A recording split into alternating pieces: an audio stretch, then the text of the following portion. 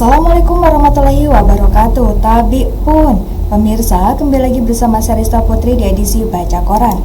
Baik pemirsa, informasi terkini dilansir dari sumek.id dengan headline Jatantras Polda Sumsel ringkus 2 pria bersempi yang begal pelajar di bypass AAL, modusnya tak disangka. Dari Palembang melaporkan, Subdit 3 Jatantras Polda Sumsel berhasil membekuk 2 orang pelaku begal yang beraksi dengan menggunakan senpi rakitan di alang-alang lebar Palembang.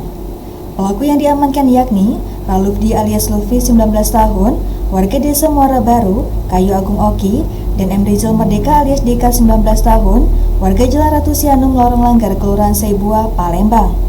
2 pelaku begal ini diringkus tim Opsnal Unit 5 Subdit 3 Jatantras yang dipimpin AKP Novel Siswandi SH dan Panit AKP Teddy Barata SH di tempat persembunyiannya di Lorong Langgar dan di Sekojo Kalidoni, Palembang. Selain 2 pelaku begal, petugas juga mengamankan barang bukti 1 pucuk senpi rakitan beserta 3 butir amunisi. Aksi begal yang dilakukan 2 pelaku ini terjadi di Jalan Alang-Alang Lebar, Kelurahan Talang Kelapa pada Minggu 13 Juli 2025 sekitar pukul 4.30 waktu Indonesia bagian Barat. Subuh itu, korban berinisial MJ 16 tahun, seorang pelajar warga Kecamatan Talang Kelapa, Banyuasin, sedang berada di Jalan Bypass AAL Palembang membawa sepeda motor. Saat itu, korban MJ tengah bersama teman-temannya dan 3 orang pelaku langsung menodongkan senpi kepada korban dan menuduh korban membawa senjata tajam. "Kamu bawa sajam ya?" ujar pelaku kepada korban. Korban yang ketakutan setelah dituduh para pelaku membawa senjata tajam. Salah satu pelaku langsung merebut paksa sepeda motor korban Honda Beat. Korban sempat melakukan perlawanan dengan berusaha merebut sepeda motornya dengan mendekat para pelaku, namun salah satu pelaku menembakkan senjata api ke arah korban. Baik pemirsa, terbalik informasi selanjutnya yang masih dilansir dari sumek.id dengan headline Polda Sumsel musnahkan 4,55 kg sabu-sabu dan puluhan ribu butir pil ekstasi milik 19 tersangka. Dari Palembang melaporkan, Direktorat Reserse Narkoba Polda Sumsel tidak memberikan sedikit pun ruang bagi pelaku untuk mengedarkan barang haram narkotika. Untuk memutus peredarannya, salah satunya dengan memusnahkan barang bukti sabu 4,55 kg dan 23.573 butir pil ekstasi di halaman Ditres Narkoba Polda Sumsel Selasa 15 Juli 2025. Barang bukti ini hasil ungkap kasus periode Mei hingga Juni 2025 dari 19 orang tersangka dengan 10 laporan polisi dari berbagai wilayah di Sumsel. Di antaranya Palembang, Ogan Ilir, Oki, Banyuasin, Muara Enim, dan Oku Timur.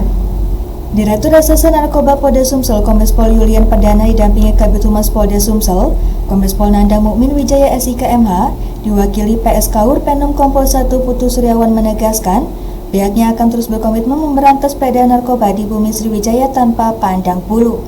Polda Sumsel menegaskan bahwa tidak akan memberi ruang sedikit pun bagi pelaku peredaran narkoba di wilayah hukumnya. Narkoba merupakan musuh kita bersama yang harus diperangi secara bersama. Kami tegaskan, tidak ada tempat bagi pelaku kejahatan narkoba di Sumatera Selatan, ujarnya. Menurut Yulian, untuk menghindari penyalahgunaan barang bukti yang berhasil diamankan, pihaknya melakukan pemusnahan 4,55 kg sabu dan 23.573 butir ekstasi yang berasal dari ungkap kasus selama Juni 2025. Dengan dimusnahkannya barang bukti ini, diperkirakan dapat menyelamatkan sebanyak 95.182 jiwa dari bahaya penyalahgunaan narkoba. Baik pemirsa, terbalik informasi yang terakhir dan dilansir dalam newspaper.id dengan headline Rugikan negara 434 juta rupiah, mantan Kades Skipi ditetapkan tersangka. Kejaksaan Negeri Lampung Utara resmi menetapkan Johnson 52 tahun, mantan Kepala Desa Skipi periode 2015 hingga 2021 sebagai tersangka dalam kasus dugaan korupsi proyek penyalahgunaan dana desa di Desa Skipi, Kecamatan Abung Tinggi, Lampung Utara, 15 Juli 2025. Kepala Kejari Lampung Utara, Hendra Syarbani, yang diwakili oleh Kasipitsus Muhammad Azhari Tanjung dan didampingi Kasinter Dimat Handri Royani, menjelaskan bahwa tindak pidana yang dilakukan Johnson terkait dengan penyalahgunaan dana desa untuk pembangunan lapangan sepak bola pada tahun anggaran 2018. Dari hasil penyelidikan yang berlangsung cukup lama, kami menyimpulkan 1 orang tersangka dalam menjalankan tugasnya mengelola dana desa yang bersangkutan melakukan tindakan melawan hukum, ujar Muhammad Azhari Tanjung. Adapun perbuatan melawan hukum tersebut meliputi kekurangan volume pekerjaan, pelaksanaan yang tidak sesuai dengan rencana anggaran pelaksanaan, serta analisis harga satuan barang yang tidak sesuai ketentuan. Proyek pembangunan lapangan sepak bola dengan pagu anggaran hampir 1 miliar rupiah ini berdasarkan temuan tim inspektorat mengakibatkan kerugian negara sebesar Rp434.962.250. Pasca penetapan tersangka, Kejaksaan langsung menahan Johnson di rutan kelas 2B Kota Bumi untuk menjalani proses penyidikan lebih lanjut.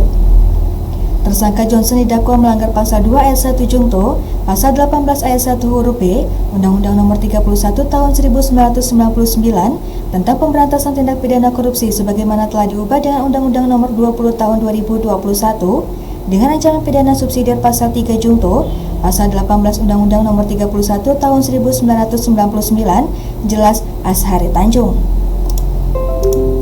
Baik pemirsa, demikian edisi Bacokan ini. Sampai jumpa di edisi Bacokan selanjutnya. Saya Risa Putri pamit undur diri. Wassalamualaikum warahmatullahi wabarakatuh.